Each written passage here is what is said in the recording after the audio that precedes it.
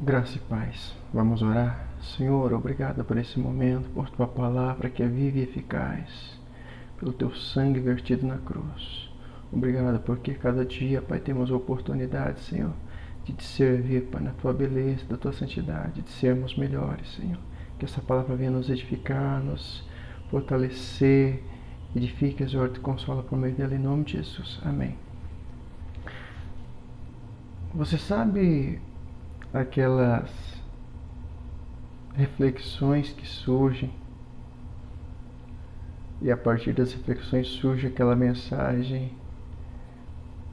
a partir de um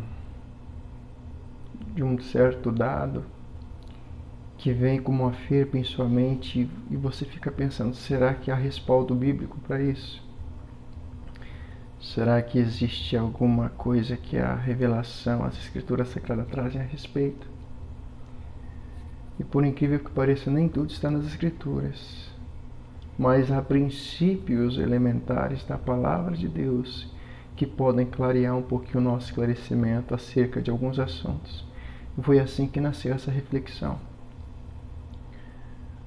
Essa reflexão nasceu de um certo momento que eu estava na minha vida, no meu cotidiano em minha casa, e os meus filhinhos, eu estava um pouco distante deles por alguns minutos e também alguns metros, e você se sente impulsionado não pelo amor de pai, mas é quando que o Espírito ele te dá a entender que você precisa estar mais próximo dos da sua casa, né, devido a algum afazer que você estava fazendo. Então eu gostaria de falar sobre o Deus das grandes coisas, é o Deus também das pequenas coisas. Se é que eu posso dizer que o nosso Deus é o Deus de coisas grandes e pequenas, porque quem dá essa conotação de grandeza é o homem. Mas dentro de todo o processo que nós temos de obediência e de servir a Deus, não há como dizer que há coisas grandes e pequenas. Há alguns sacrifícios maiores e alguns sacrifícios menores, mas o Deus das grandes coisas também é um Deus que dá ordens, né?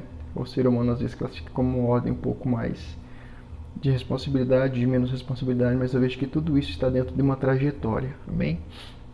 Então, eu gostaria de ler um texto de 1 Coríntios capítulo 6, verso 12, que o apóstolo diz assim aos irmãos lá de Corinto, 1 Coríntios 6, 12: Todas as coisas me são lícitas, mas nem todas convêm, ou nem todas me convêm.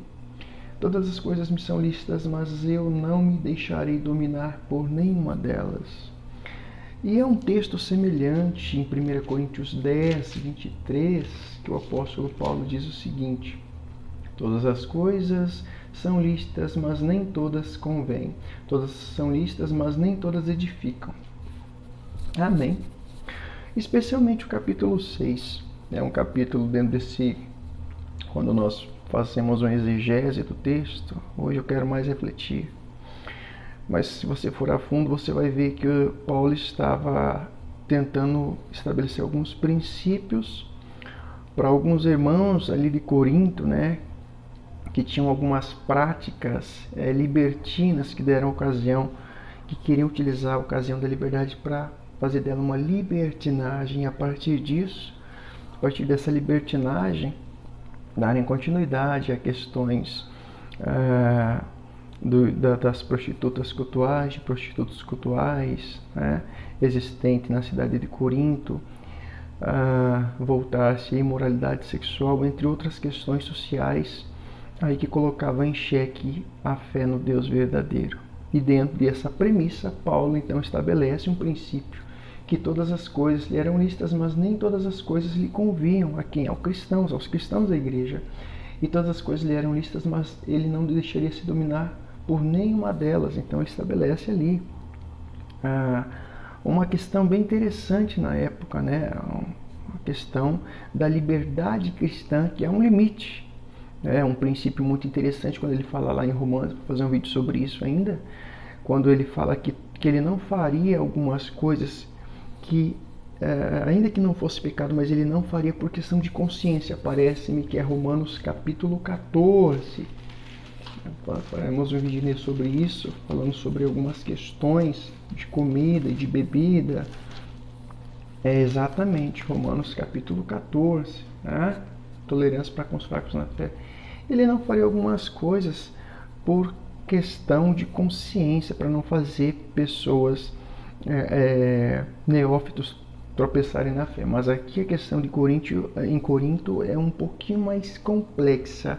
Ele está exortando parte da igreja a não utilizar a liberdade cristã para transformá-la em libertinagem. Bem, vamos a algumas considerações antes de nós voltarmos aqui. Eu vou tentar unir os textos, tá? O primeiro ponto é que em João 14, 17 e 26, Jesus disse que o Espírito Santo Paracletos, o ajudador, o consolador, viria e nós não estaríamos órfãos. Tá? João 14, vamos para o texto. Vamos para o texto.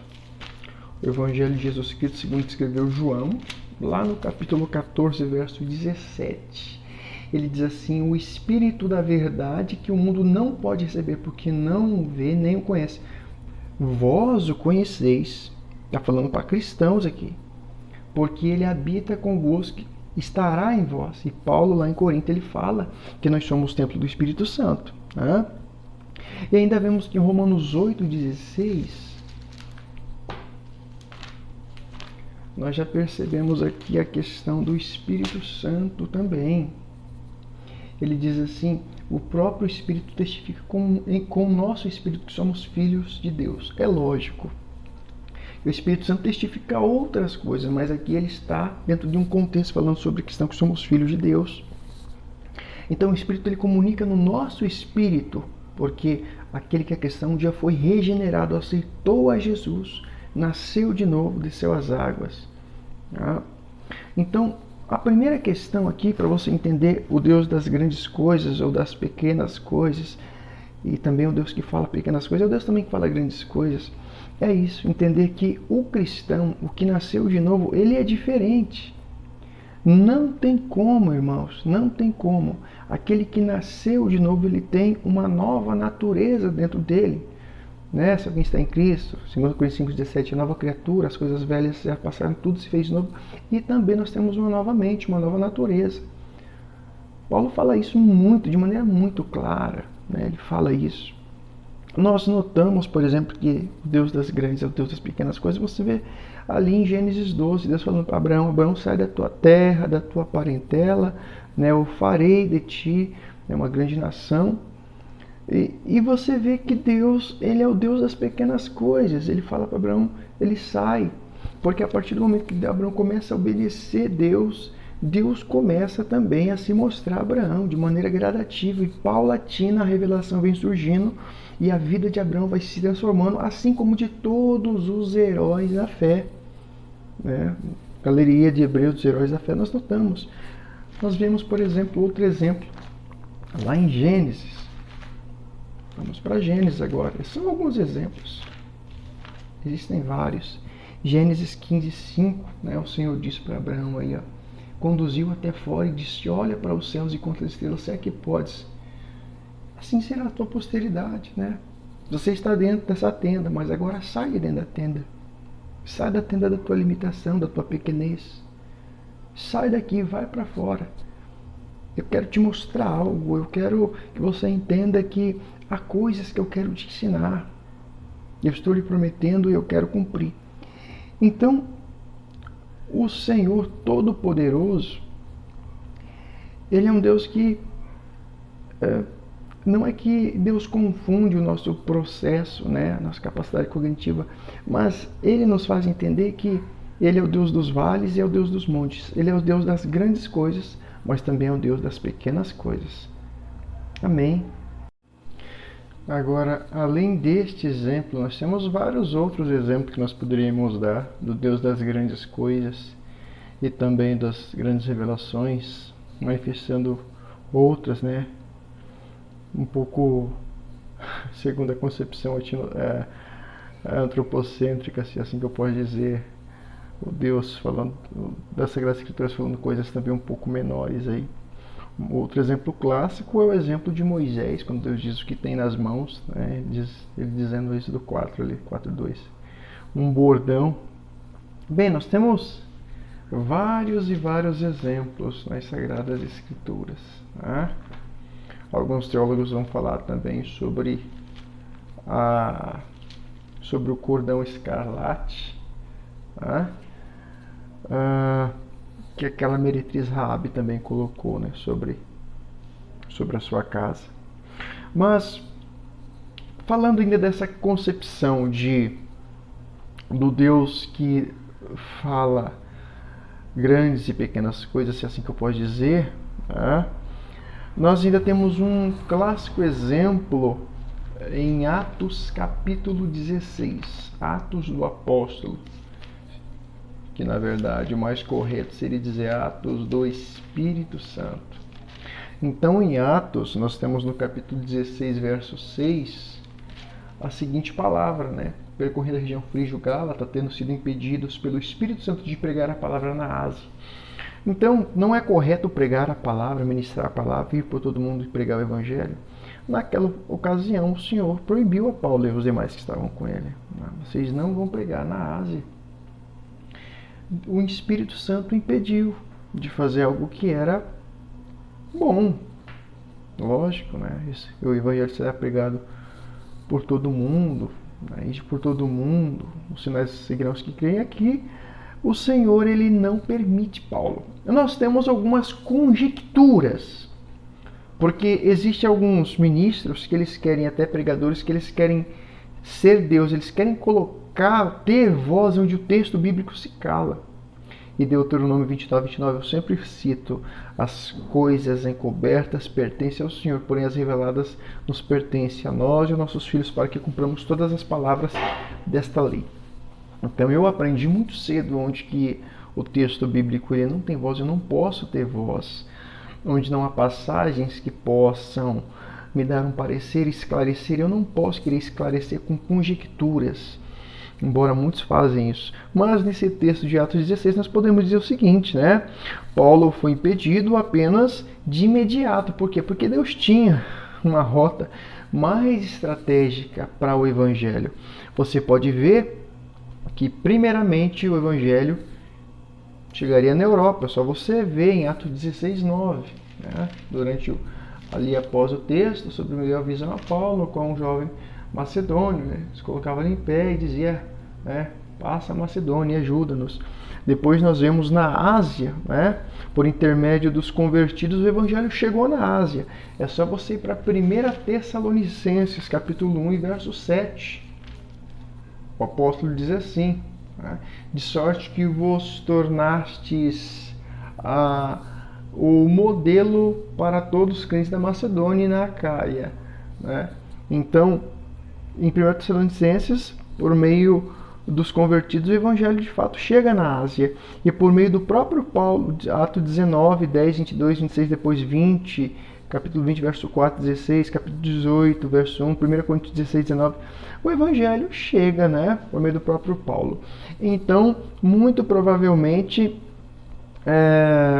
foi um impedimento, né, temporário, uma proibição do Espírito temporária, porque, quem sabe, o Senhor queria fazer outras coisas em outros locais, e depois o evangelho chegou ali, né, por intermédio dos convertidos e pelo próprio Paulo. Então, nós precisamos entender isso, né?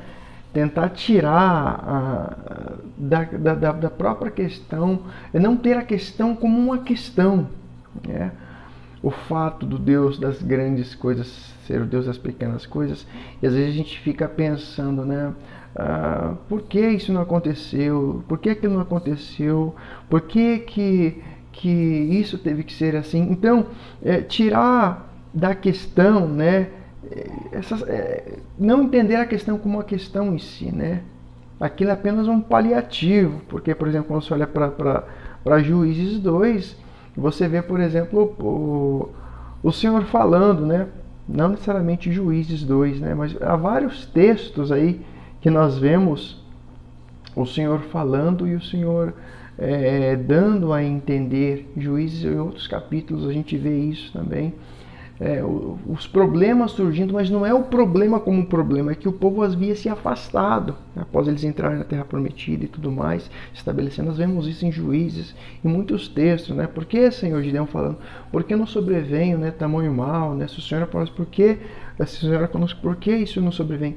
Então não é a questão como questão, existem coisas um pouco mais profundas conforme você vai analisando no texto e conforme você vai tendo experiência com o próprio Espírito Santo que o Senhor Deus vai falando. Amém? E aí nós temos esse princípio de procurar tirar os olhos da questão e não ter a questão como uma questão, e sim olhar para Jesus. Porque em Jesus tudo se resolve. Se nós entendermos que há várias questões humanas e existenciais que não são tão relativas, se nós entenderemos então que existe um plano de Deus, um plano divino que nem sempre é explicável, que nem as linhas do arminianismo e nem as linhas do calvinismo vão conseguir. No máximo que eles vão tentar fazer é ser deterministas. No máximo, é o que eu canso de ver muita gente fazendo. Uma coisa até idiota. Fatalistas, com doutrinas fatalistas, tentando entender a mente de Deus. O que nós temos são clarões da glória de Deus. Deus falando, Deus fazendo, Deus dizendo, vá por aqui, não faça, bata, peça. Mas nós não podemos entender na totalidade da dimensão a revelação desse Deus, como ele age, porque ele age. Nós sabemos que ele é justo, que ele é íntegro, que ele tem o melhor para os seus filhos, que ele tem um plano, mas nós não podemos categoricamente dizer foi por causa disso, ou ele não revelou isso por isso. Nem tudo se explica por meio de linguagem humana e terrena. Amém? Mas um dia na glória, muito daquilo que a gente ambiciona entender, nós conheceremos.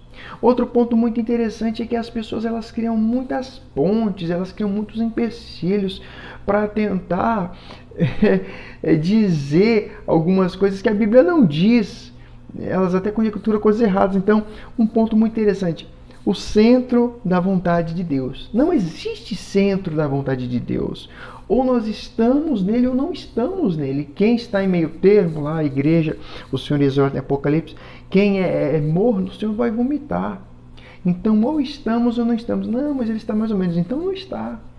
Porque ele não divide a glória dele com ninguém. Ou somos servos, somos filhos, ou não somos filhos. Ou servimos ou não servimos.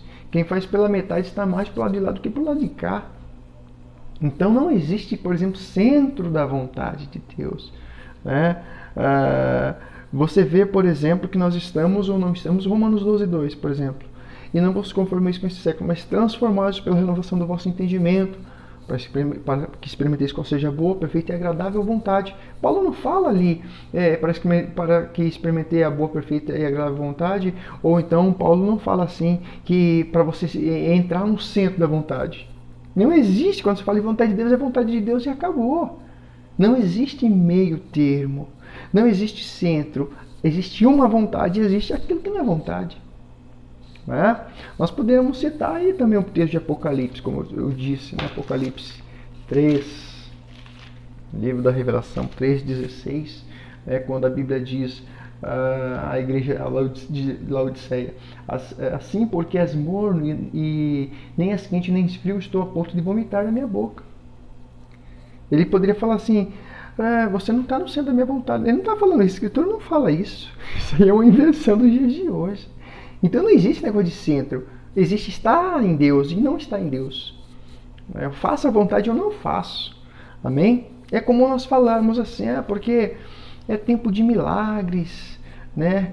É tempo de renovação, é tempo de cura. Não existe tempo de cura, tempo de milagre, né? O tempo para isso e tempo para aquilo. As pessoas elas desviam, notem, elas levantam uma questão que não é uma questão como questão em si. Não existe tempo de cura, tempo de milagre, mas Deus é o Senhor da cura. Ele é o Senhor do milagre. Ele é o Deus da abundância. A Bíblia nunca fala, irmãos. Né? As pessoas, e ainda que algum texto venha se aproximar disso, mas não há um tempo de... Mas é o Deus que manifesta aquilo. Então as pessoas, aqui você tem Deus, né? As pessoas querem colocar paliativos aqui, né? Porque vai acontecer isso e isso. Não, Deus está acima de tudo. E é Ele que a manifesta, Ele que é o autor da vida. É Ele, tudo provém dEle, por meio dEle, para Ele são todas as coisas. Então quer cura, quer milagre, né? Quer prodígios, quer sinais, tudo procede dEle. Então Ele é. Jesus Cristo é a máxima expressão do Deus vivo. Né? Então isso é muito comum, né? As pessoas falando porque é tempo de cura, tempo disso. Não existe isso, porque nós temos um Deus de operação, de manifestação todos os dias. Amém? Então Deus, né? Tudo está debaixo do comando dele, do poderio dele. Eu vou te dar alguns exemplos. Né? Eu não gosto de ser apologeta, esse negócio porque apologeta. Né? Quem conhece o seu pai não precisa querer ser alguma coisa. Porque Ele é na nossa vida. Ele é na nossa vida. Basta Ele ser. Se Ele é, não precisa ficar em briguinhas dentro da cristandade, né? Teologizando bobeira. Né? Então, note, por exemplo, em Mateus 5,45, você vai ver a Bíblia dizendo assim, ó. Para que vos torneis filhos do vosso Pai Celeste, porque Ele faz nascer o seu sol sobre bons e sobre maus, e vir chuva sobre justos e injustos. Ele faz vir as chuvas tanto sobre um quanto sobre o outro. E a Bíblia diz que até os cabelos da nossa cabeça estão contados. Né? Ele sabe tudo, é só você ir para Mateus 10,30 depois, Mateus 10,31, né? Valemos muito mais que os pardais do campo. E ainda Deus sustenta os pardaizinhos que estão no campo. Né? Você vai vendo e folhando Mateus 10, 10,30, 10,29, e vai vendo isso daí. Né? Até não se vendem dois pardais por um aço, e nenhum deles cairá em consentimento do vosso Pai Celeste. Então Ele é o Deus que sabe tudo. Né? Basta nós colocarmos Ele não como centro, né? Porque Ele é. Né? Ele disse a Moisés, Senhor, Êxodo 3,14, quando for aos filhos de Israel, o que eu vou falar? Disse Deus a Moisés, assim dirá aos filhos de Israel, Moisés, eu sou, me enviou a vós. Então Ele é e acabou. Ele é e acabou. Né? Não tem determinismo, não tente entender. Ele é e acabou. Né? Ele é o Deus de vivos, é o Deus de mortos, porque vai geração e geração, e Ele é. Amém? Então a Bíblia vai dizer que assim também Ele chama cada estrela pelo nome. Salmo 147, 4, Isaías 40, 26. Ele é. Quando eu entendo tudo isso daqui, eu volto para a pergunta de Paulo. Todas as coisas me são lícitas, mas nem tudo me convém. Poxa vida, como que pode o Senhor falar no meu espírito algumas coisas que não são necessariamente erradas, mas Ele fala para mim, né? Não faça. Ou Ele me dá a entender que eu não devo fazer, ou que eu devo tomar uma outra tomada de posição. Ele se importa e escolhe as coisas loucas e humildes e desprezadas e fracas desse mundo para envergonhar as coisas fortes. É o que diz 1 Coríntios 1, 26 a 30. Ele usa aqueles que não são para confundir os que são.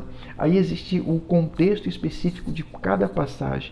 Mas em última instância o que eu quero que você entenda e reflita nesse vídeo é que chega, se não chegou, vai chegar. Mas eu acredito que se você é um filho de Deus, que já tem o Espírito Santo, você entende o que eu digo.